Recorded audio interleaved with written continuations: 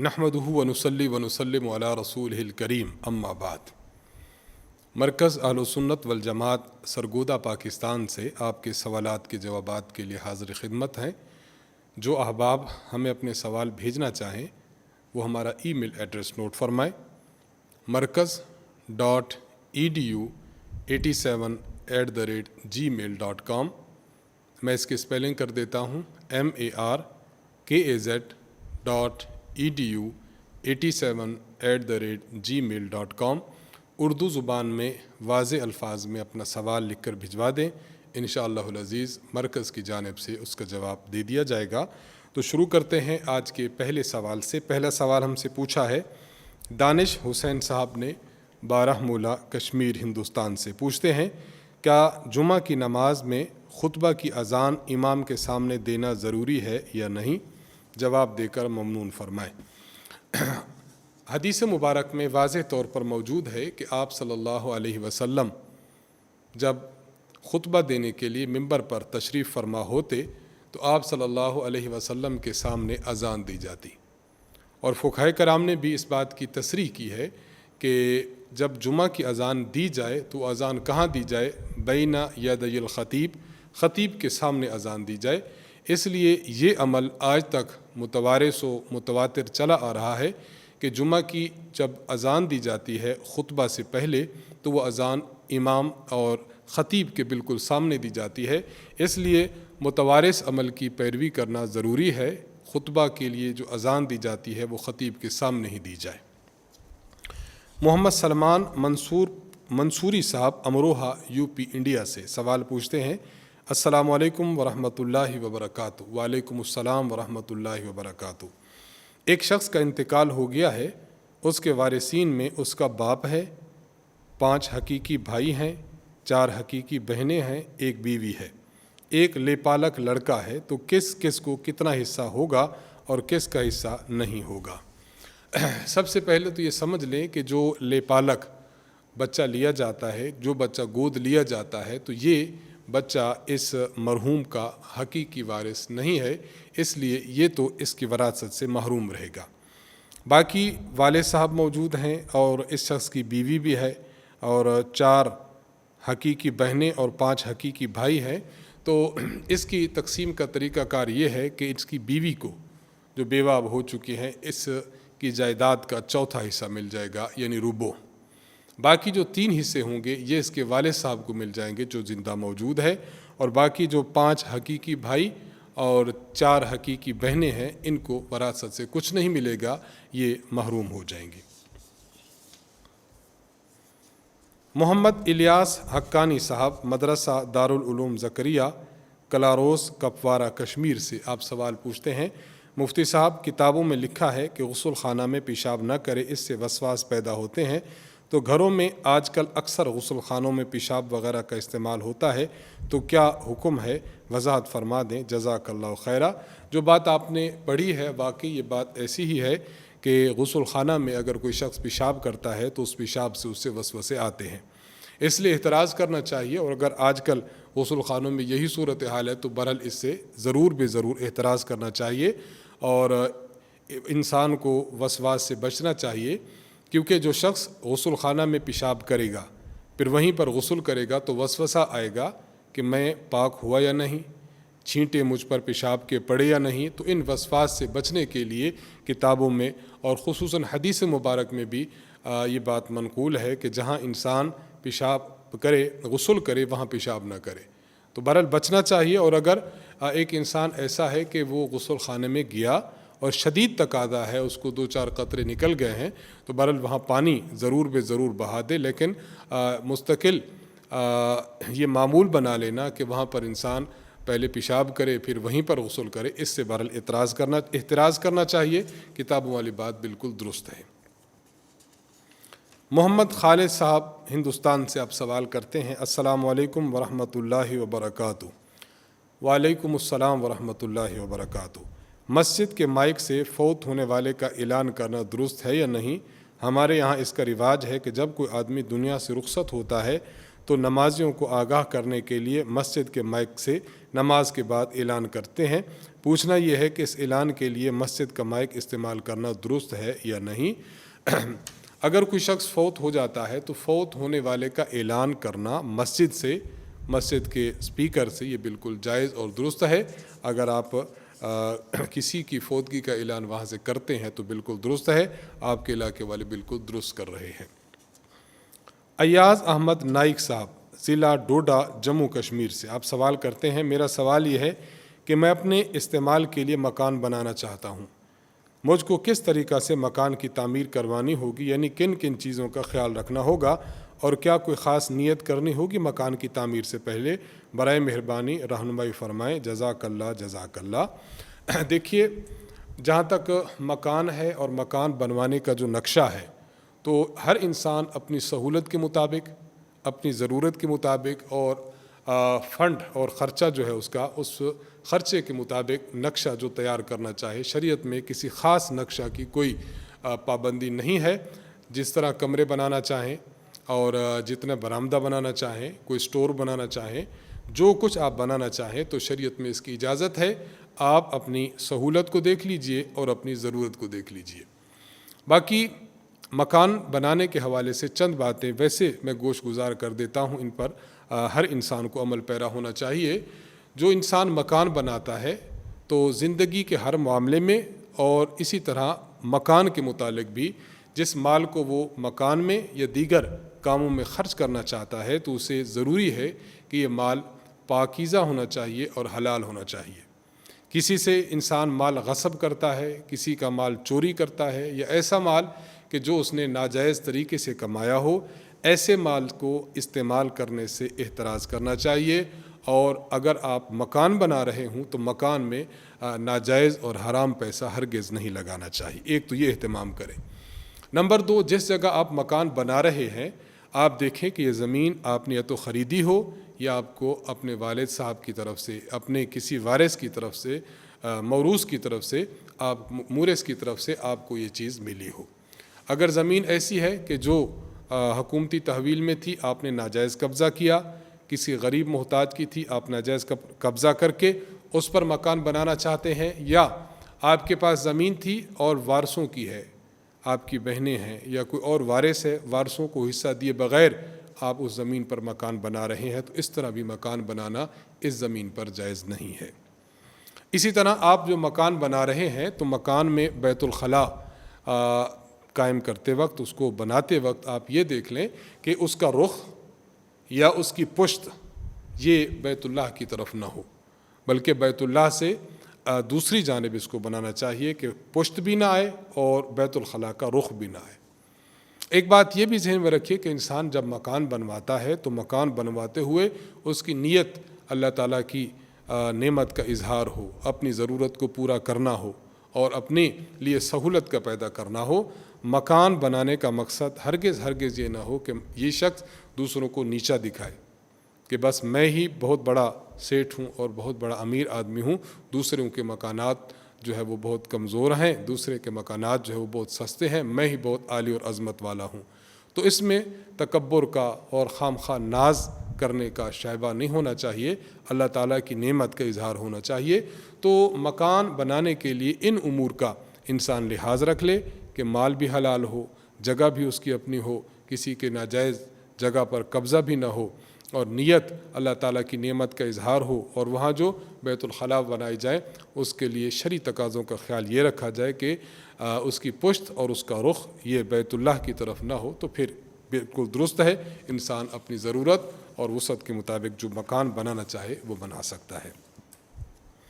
محمد مجاہد صاحب گجراتی آپ سوال پوچھتے ہیں، مفتی صاحب سوال یہ ہے کہ عورتوں میں یہ بات رائج ہے کہ کھلا سر سونے سے شیطان سر میں پیشاب کرتا ہے، تو اس بات کی کیا حقیقت ہے، اور کھلا ہوا سر رکھ کر سونے کا کیا حکم ہے؟ جواب دے کر ممنون فرمائیں۔ دیکھیے، عورتوں میں جو یہ بات رائج ہے کہ اگر کوئی عورت سر کھلا رکھ کر سوتی ہے تو اس کے سر میں شیطان پیشاب کر جاتا ہے، یہ بات بالکل غلط ہے، غلط رواج پا گئی ہے، اس بات کی قرآن و سنت میں کوئی حقیقت نہیں ہے۔ اگر کوئی خاتون سر کے بال گوندھ کر اور سل کے بال جو ہے وہ جوڑا بنا کر سوتی ہے تب بھی درست ہے، اگر کھلے رکھ کر سوتی ہے تب بھی درست ہے، شریعت میں اس پر کسی قسم کی کوئی پابندی نہیں ہے۔ مجاہد صاحب گجراتی ہندوستان سے آپ ایک اور سوال کرتے ہیں۔ السلام علیکم ورحمۃ اللہ وبرکاتہ۔ وعلیکم السلام ورحمۃ اللہ وبرکاتہ۔ ایک صاحب نے اپنی زمین میں پلاٹنگ کی اور اس میں شرط لگائی کہ پلاٹ کے ساتھ آپ کو گٹر لائن اور پانی کا نل اور راستے کا بندوبست کر کے دیا جائے گا۔ ان شرائط کے مطابق 4,30,000 قیمت وصول کر لی اور وہ فیسلٹیز نہیں دے رہے۔ اب زمین مالک یوں کہتے ہیں کہ گاؤں کی پنچایت ہماری بات کو منظور نہیں کرتی، تو کیا اب ان کے لیے یہ قیمت لینا درست ہے کہ خریدار کو اس کی قیمت لوٹانی پڑے گی؟ کیا حکم شرعی ہے؟ وضاحت فرما دیں، جزاک اللہ خیرہ۔ دیکھ لیجئے، صورتحال یہ ہوتی ہے کہ اگر آپ نے کسی سے کوئی چیز خریدی ہے اور اس کے ساتھ کچھ فیسلٹیز اس نے مہیا کرنی تھی، اس کی بھی بات ہو گئی۔ جب آپ نے زمین خرید لی اور وہ فیسلٹیز نہیں دے رہا تو اس کا معنی یہ ہے کہ آپ کی مطلوبہ چیز میں اس نے نقص پیدا کر دیا، کمی پیدا کر دی ہے۔ اب اس کا شرعی حکم یہ ہے کہ اگر آپ وہ چیز اپنے پاس نہیں رکھنا چاہتے، مثلاً یہ پلاٹ آپ اپنے پاس نہیں رکھنا چاہتے کہ آپ کو سہولیات میسر نہیں کی گئیں، تو شرعی حکم یہ ہے کہ آپ اس پلاٹ کو واپس کر دیں اور اس کو جو رقم آپ نے اس پلاٹ کے عوض میں دی ہوئی ہے وہ رقم آپ واپس لے لیں۔ شرعی حکم یہ ہے۔ ہاں، اگر جو زمین کا مالک ہے وہ یہ کہتا ہے کہ چونکہ آپ سے میں نے 4,30,000 روپے لیے ہوئے ہیں اور بدلے میں جو آپ کو زمین دی ہے اس میں یہ فیسلٹیز موجود نہیں ہیں، تو ان فیسلٹیز کے بدلے میں جو رقم بنتی ہے، مثلاً 1,00,000 روپے، 2,00,000 روپے، جتنی 1,50,000 روپے جو رقم بنتی ہے، وہ رقم اگر وہ خوش دلی سے آپ کو واپس کر لے تو آپ لے لیں، لیکن آپ یہ جبر نہیں کر سکتے کہ ہمیں چونکہ فیسلٹیز نہیں ملی لہٰذا رقم واپس کرو، ایسا آپ نہیں کر سکتے۔ یا تو آپ پورے کا پورا پلاٹ ان کو واپس کر کے پیسے لے لیں، یہ آپ کے لیے ممکن ہے، لیکن جبراً اس سے اس کے بدلے میں صرف پیسے لے لینا اور باقی پلاٹ آپ نے پاس رکھنا یہ درست نہیں ہے۔ ہاں، اگر وہ بھی اس بات پر راضی ہو جائے کہ آپ پلاٹ بھی رکھیں لیکن جو فیسلٹیز میں آپ کو نہیں دے سکا ان فیسلٹیز کے بدلے میں اتنی رقم واپس لے لیں تو پھر یہ درست ہوگا۔ محمد نعمان صاحب مظفر نگر UP انڈیا سے سوال پوچھتے ہیں، مفتی صاحب اگر کوئی شخص نماز میں ایسی آیت تلاوت کرے جس سے معنی بدل جائیں اور نماز فاسد ہو جائے تو کیا وہ آیت تلاوت کرتے ہی نماز فاسد ہو جائے گی یا دوبارہ اس آیت کو صحیح پڑھنے سے نماز برقرار رہے گی؟ رہنمائی فرما کر ممنون فرمائے۔ علامہ طحطاوی رحمہ اللہ نے در مختار پر ایک حاشیہ لکھا ہے، اس میں اسی مسئلہ کو اس وضاحت کے ساتھ پیش کیا۔ آپ فرماتے ہیں کہ اگر کوئی شخص نماز میں قرات کرتا ہے اور قرات کرتے ہوئے آیت اس طرح غلط پڑھی ہے کہ جس سے معنی فاسد ہو گئے، اب اگر اسی آیت کو دوبارہ پڑھ کے ٹھیک کر لیتا ہے اب اس کی نماز درست سمجھی جائے گی۔ آپ کے سوال کا جواب ہو گیا کہ اگر وہ قاری صاحب اور امام صاحب آیت کو درست کر لیتے ہیں اور جو غلطی ہو رہی تھی اس کو ٹھیک کر لیتے ہیں تو اب ان کی نماز بالکل درست ہوگی، نماز لوٹانے کی ضرورت نہیں ہے۔ عزیز الرحمان صاحب ممبئی انڈیا سے آپ سوال پوچھتے ہیں، اگر کوئی حافظ قرآن بھول جائے اور قرآن یاد بھی نہ کرے تو ایک صاحب کہہ رہے تھے کہ قیامت کے دن اسے اندھا اٹھایا جائے گا، کیا اس طرح کی کوئی حدیث ہے؟ اور وہ یہ بھی کہہ رہے تھے کہ اس کو چونٹی بنا کر اٹھایا جائے گا، اس روایت کا بھی کوئی علم ہو تو جواب دے کر شکریہ کا موقع عنایت فرمائیں۔ جو دو باتیں انہوں نے کہی ہیں کہ ایک تو چونٹی کی شکل میں اٹھایا جائے گا یا اندھا اٹھایا جائے گا، یہ بات تو ہمیں احادیث مبارکہ میں نہیں مل سکی۔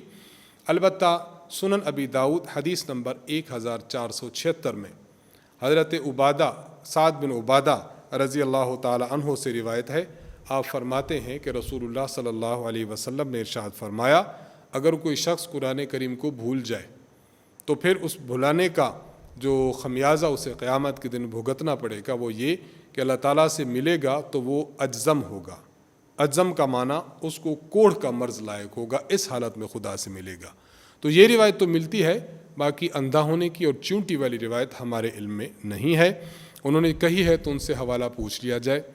اور مولا علی قاری رحمہ اللہ تعالیٰ نے اس روایت کا مطلب بھی یہ بیان فرمایا کہ ایسا شخص جو قرآن کریم کو یاد کرے پھر بھول جائے تو قیامت کے دن اس کو یہ وبال اٹھانا پڑے گا۔ فرماتے ہیں اس کا مصداق وہ شخص ہے جو قرآن یاد کرتا ہے اور اس قدر بھول جاتا ہے کہ قرآن کریم کو دیکھ کر بھی نہیں پڑھ سکتا، تو اس کو یہ وعید اور یہ وبال تو اس کے کھاتے میں ڈالا جائے گا۔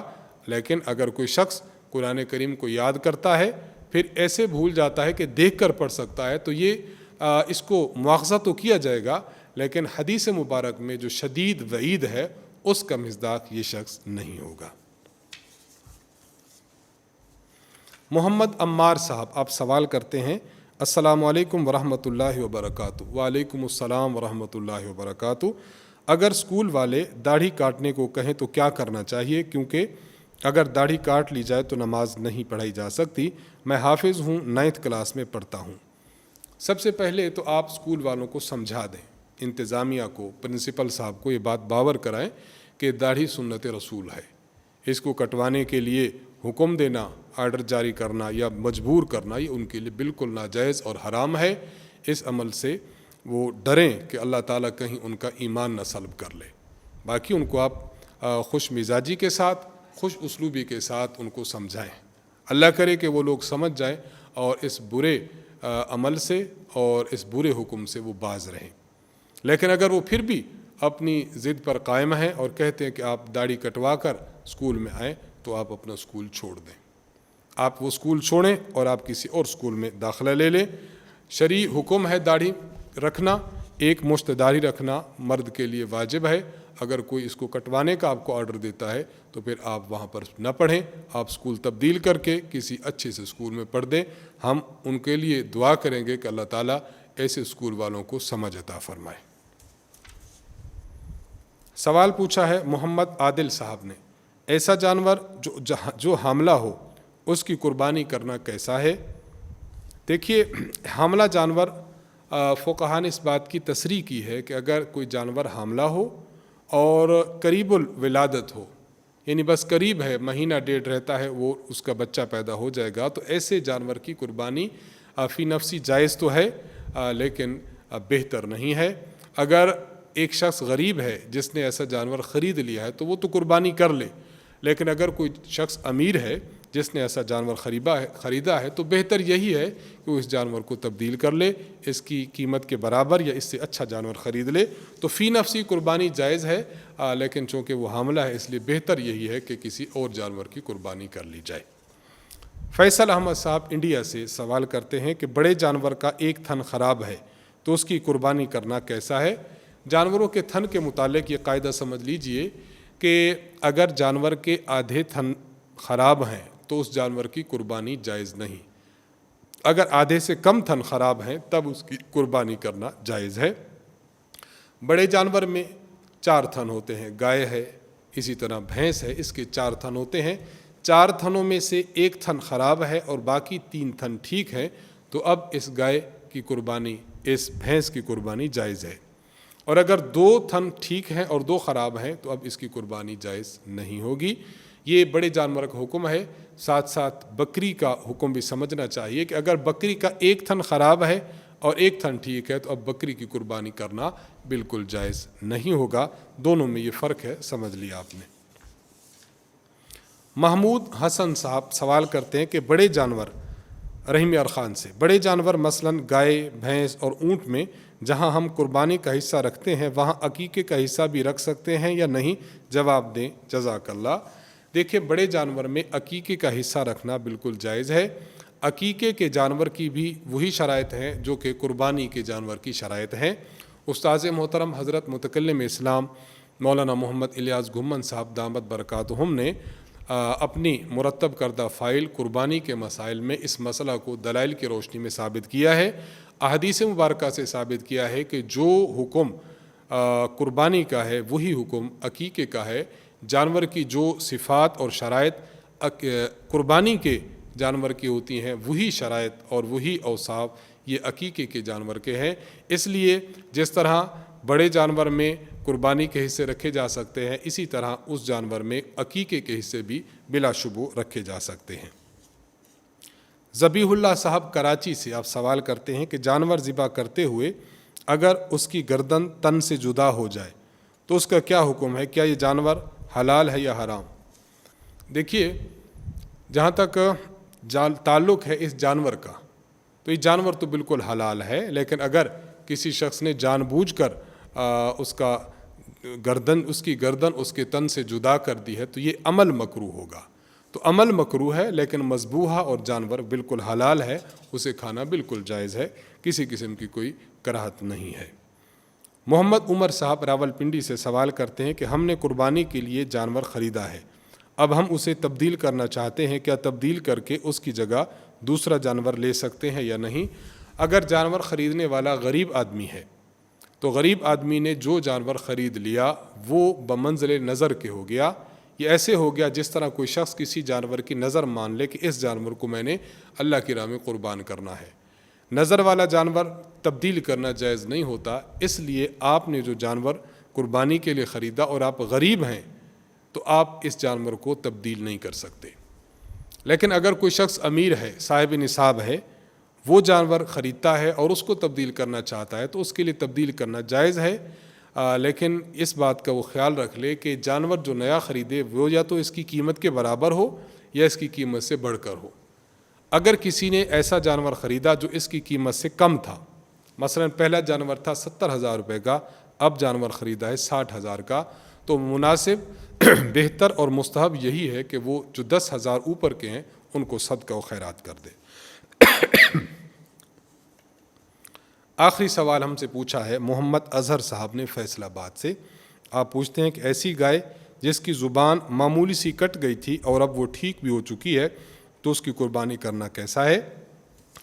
جانور کی اگر زبان اتنی کٹ گئی ہو کہ وہ چارہ تک نہ کھا سکتا ہو تو اب اس کی قربانی کرنا جائز نہیں ہے۔ آپ نے جو صورتحال لکھی ہے معلوم ایسے ہوتا ہے کہ اس جانور کی معمولی سی زبان کٹی ہے تو اب اس کی قربانی کرنے میں کوئی قباحت نہیں ہے، بالکل جائز ہے۔ انہی سوالات کے جوابات کے ساتھ ہم آپ سے اجازت چاہیں گے۔ اللہ تعالیٰ سے دعا ہے کہ اللہ تعالیٰ ہمیں شریعت مطہرہ کے مطابق زندگی گزارنے کی توفیق عطا فرمائے۔ وآخر دعوانا ان الحمد للہ رب العالمین۔ السلام علیکم ورحمۃ اللہ وبرکاتہ۔